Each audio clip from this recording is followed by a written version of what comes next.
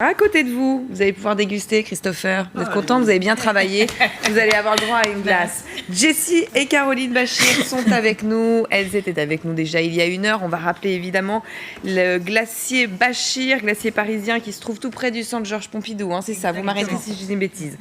Des glaces libanaises, 100% bio. On en a dégusté tout à l'heure. Thierry Coiffier, c'était très bon. C'était délicieux. Vous avez adoré ça. Adoré.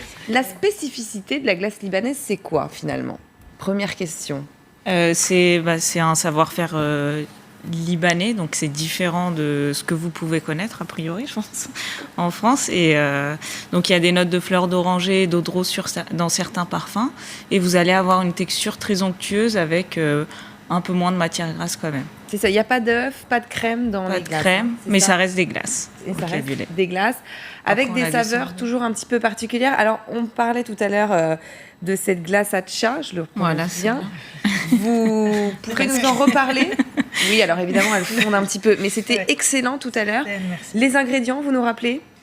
Alors c'est de la fleur de lait, donc c'est le meilleur du lait qu'on récupère, auquel on ajoute un peu de fleur d'oranger et de la mastic, et c'est saupoudré de pistache concassée. Et on rappelle mastic, parce que moi je me suis posé un peu la question au début en rappelant qu'est-ce que c'est déjà? Résine naturelle de pistachier, donc c'est ça. La fleur d'oranger, on la trouve quand même dans pas mal de desserts libanais de base, voilà, donc c'est quand même une note, forcément un petit clin d'œil à tous ces desserts qui existent déjà. C'est traditionnel de toute façon, c'est des glaces que l'on mange. En fait, la fleur de lait, c'est vraiment un dessert normalement libanais qui se mange frais, et nous on le fait en glace.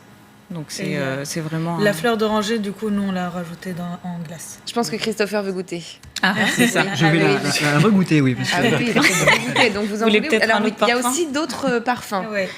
Qu'est-ce que vous nous avez amené comme parfum? Alors, qu'est-ce que vous voulez, Christopher? Dites-nous les parfums que vous avez amenés. On va faire dans l'ordre: chocolat noir, mûr, amande, pistache, pétales de rose, abricot, citron, vanille, café. Alors, je vais partir sur l'amande. C'est moi qui ai les Vous voulez quoi? Dis-moi, en cornet aussi, c'est ça? Est-ce qu'on peut l'avoir en pot? Parce qu'en plateau, on mange en cornet. Alors, un pot, qu'est-ce que vous voulez? Est-ce que vous voulez vous avez de la rose, c'est ça? Oui. Vous voulez goûter la rose? Allez, pourquoi pas. Allez. Ce sont des saveurs... Comment vous avez choisi vos saveurs? Alors, on a pris des saveurs typiquement libanaises, donc fleurs d'oranger, pétales de rose, et après, ce qui est typique oriental, pistache, amande. Nous, c'est des choses qu'on mange tout le temps, tous les jours. Et après, il y a les traditionnels, fraises, mûres, abricots. Et pour vous, ça sera quel parfum? Autre spécificité de vos glaces, ce sont des glaces bio. Voilà, donc c'est des glaces bio, donc certifiées aux normes européennes, parce que c'est des valeurs auxquelles on croit et qu'on a voulu... Donc vous travaillez avec des produits qui sont bien spécifiques, en tout cas notamment pour les différents goûts sucrés que vous utilisez dans vos glaces? Alors toutes les matières premières sont bio et toutes les étapes de transformation aussi sont certifiées. Ça veut dire qu'à partir du moment où on va mettre du sucre et autre chose avec, la transformation doit être certifiée. Donc c'est pas que les matières premières, mais tout jusqu'à la mise en bouche. Qu'est-ce que vous en pensez, Christopher? C'est excellent. Je vais reprendre l'expression de Cédric. Oh la vache! C'est amusant parce que c'est vraiment l'adaptation en glace de goût et de saveur qu'on connaît dans des desserts libanais. Il y a une culture de la glace au Liban où vous avez plutôt adapté des textures, des goûts, des techniques qu'on trouve dans les autres desserts libanais. Alors il y a une culture de la glace, mais c'est vrai que notre famille, donc Bachir, surtout chez nous, c'est une institution et c'est nous qui avons créé ce truc en famille. C'est une saga familiale depuis 1936. Vous êtes la 3e génération à reprendre le flambeau. Et comme vous nous l'expliquiez tout à l'heure, les familles libanaises sont nombreuses.